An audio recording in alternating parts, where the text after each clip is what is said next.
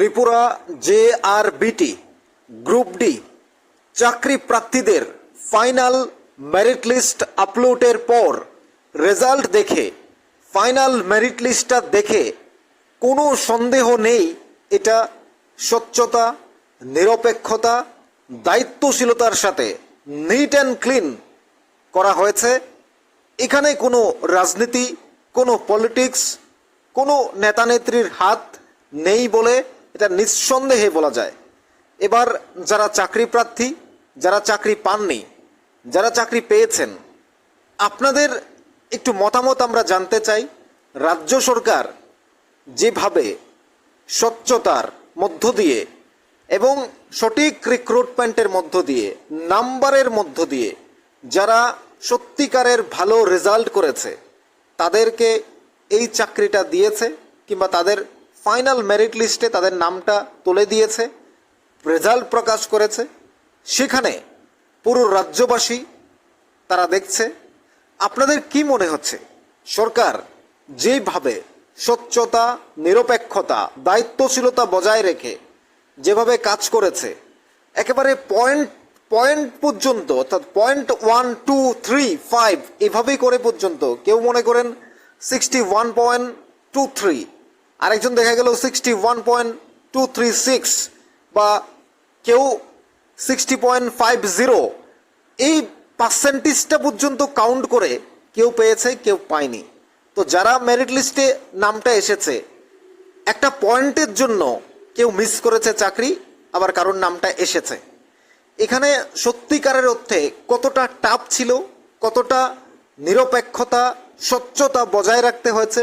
JRBT board যারা নিরপেক্ষতার সাথে কাজ করেছে, দায়িত্বশীলতার সাথে কাজ করেছে, যারা একেবারে স্বচ্ছতা বজায় রেখেছে, ডাইরেক্ট একেবারে neat and clean recruitment, JRBT কর্তৃপক্ষ তারা অত্যন্ত সাহসিকতার পরিচয় দিয়েছে মেরিট লিস্টে। JRBT দপ্তরের মাননীয় মন্ত্রী টিঙ্কু রয় মহোদয় এবং মাননীয় মুখ্যমন্ত্রী প্রফেসর ডক্টর মানিক সাহা, তার মন্ত্রিমণ্ডল, ক্যাবিনেট, প্রত্যেকের একটা গুরুত্বপূর্ণ সিদ্ধান্ত, যেটা আমরা এই রেজাল্ট প্রকাশের পর যেখানে আমরা দেখেছি যে স্বচ্ছতা কিভাবে এই মেরিট লিস্টে ফুটে উঠেছে। এবার যারা চাকরি পাননি তাদের মতামতটা আমরা জানতে চাই, যারা চাকরি পেয়েছেন তাদের মতামতটা আমরা জানতে চাই।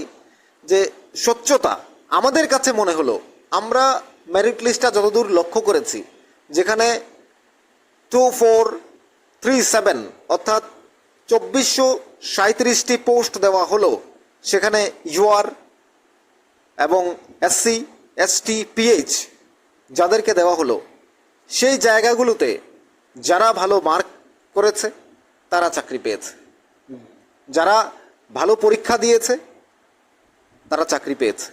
এখানে কোনো সন্দেহ আপনাদের আছে? সরকারের প্রতি কোনো রকম সন্দেহ থাকার কথা নয়, সেটা আমাদের দিক থেকে বলছি। আমরা যতদূর মেরিট লিস্টটাকে দেখেছি, যাদের সাথে কথা বলেছি, তাদের কথা শুনে আমরা যতটা বুঝতে পারছি যে সেটা একেবারে নিট অ্যান্ড ক্লিন ছিল। মাননীয় মন্ত্রী, JRBT দপ্তরের মাননীয় মন্ত্রী টিঙ্কু রয় মহোদয়, তিনি যে কাজটা করেছেন, তিনি যে দায়িত্বশীলতার পরিচয় দিয়েছেন, স্বচ্ছতার পরিচয় দিয়েছেন, সেটা মেরিট লিস্টে আরও একবার সুস্পষ্টভাবে ফুটে উঠেছে। যেভাবে JRBT দপ্তর, তাদের বোর্ড, কর্তৃপক্ষ, ডিরেক্টর, তারা যেভাবে নিট অ্যান্ড ক্লিন, একেবারে রিয়েল রিক্রুটমেন্ট যাকে বলি, স্বচ্ছতা বজায় রেখে মেরিট লিস্টে আউট করেছে, যাদের নামগুলো তুলে দিয়েছে, তাদেরকেও আমরা বলি যে এটা করা অত্যন্ত টাফ। যেভাবে পয়েন্ট পর্যন্ত কাউন্ট করে, পয়েন্টগুলোতে যেভাবে পিছিয়ে পড়া, সামনে আসা, যে নামগুলো ছিল মেরিট লিস্টে তাদের তুলে ধরা, একেবারে পয়েন্ট কাউন্ট করে, সেটা অত্যন্ত দায়িত্বশীলতার পরিচয় বলে আমরা মনে করছি। মাননীয় মুখ্যমন্ত্রী, তার ক্যাবিনেট যে সিদ্ধান্ত নিয়েছে, যে দায়িত্বশীলতার পরিচয় দিয়েছে গ্রুপ ডিতে, যেমন গ্রুপ সি আর সঠিক রিক্রুটমেন্টের মধ্য দিয়ে তারা এখন চাকরি করছে, গ্রুপ ডিটাও একইভাবে হয়েছে। মেরিট লিস্ট এখন পর্যন্ত মেরিট লিস্ট সাকসেসফুলি হয়েছে, যেটা আমরা মনে করছি। আপনারা যারা পরীক্ষা দিয়েছেন, আপনারা যারা কৃতকার্য হয়েছেন, উত্তীর্ণ হয়েছেন, কিংবা আপনারা যারা চাকরি পেয়েছেন, মেরিট লিস্টে নাম এসেছে, কিংবা যাদের আসেনি, আপনাদের মতামতটা আমরা জানতে চাই কমেন্টস বক্সে।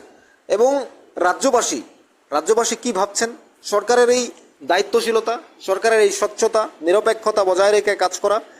এবং আমরা বিগত দিনে দেখেছি পার্টির পেছনে ঘুরতে হতো, পার্টি ছাড়া কোনো কিছুই হতো না, সেটা যে কোনো সরকার হোক।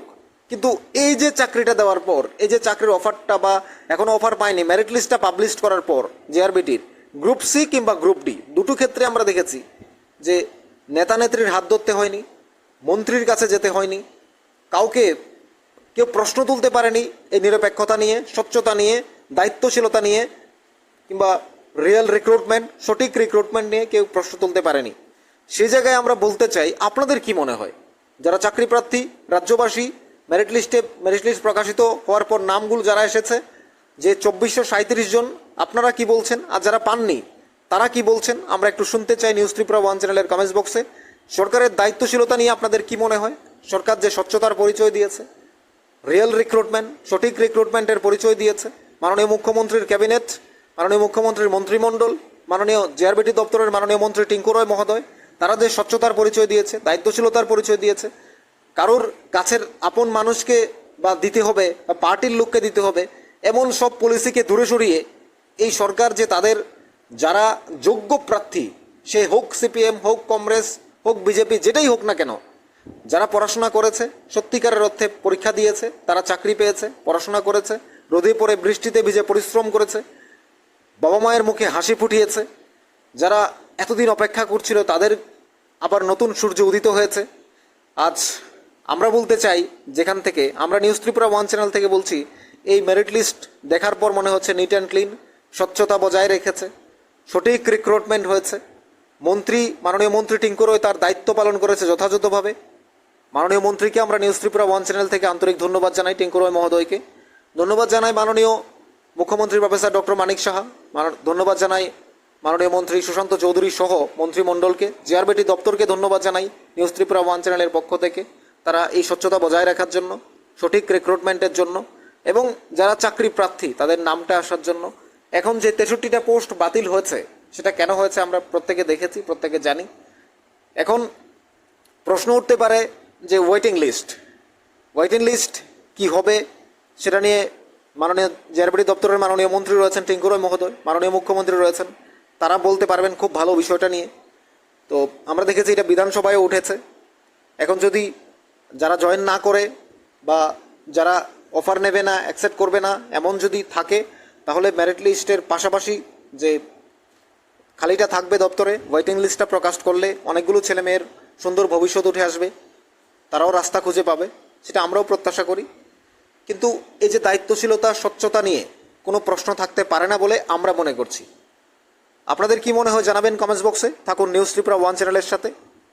আমাদের চ্যানেলটি অবশ্যই আপনার পাশাপাশি অন্যকে দেখার সুযোগ করে দিন, অবশ্যই সাবস্ক্রাইব করুন।